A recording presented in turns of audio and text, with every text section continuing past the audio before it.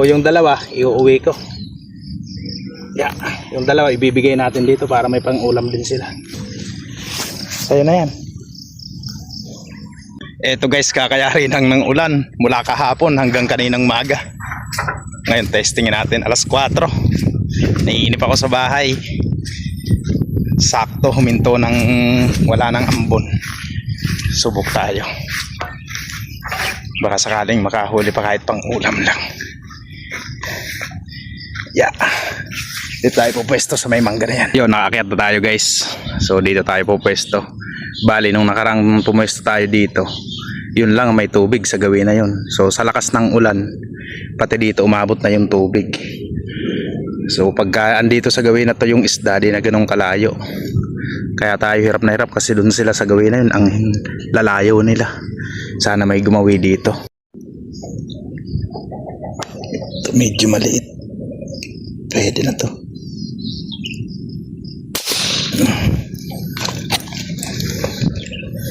Huli.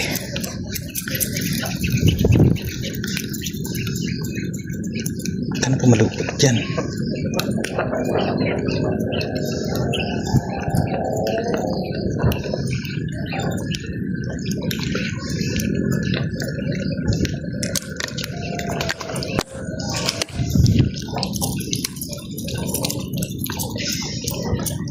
Lapad na guys, buhay naman no. Hala, oras natin sakto alas 4.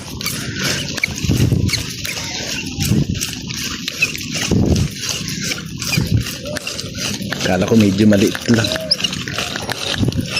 Laki na pala. Oh.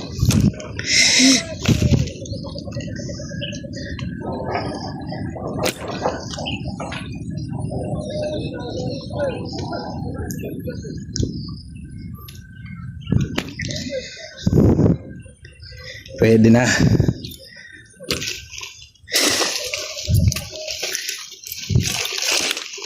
Ulam na to.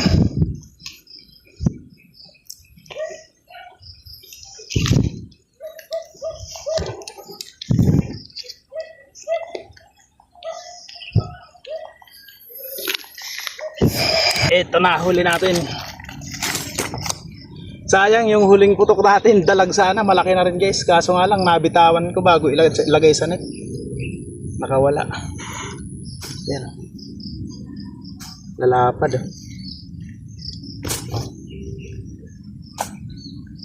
Panalo. So yung dalawa iuuwi ko. Yeah, yung dalawa ibibigay natin dito para may pang-ulam din sila.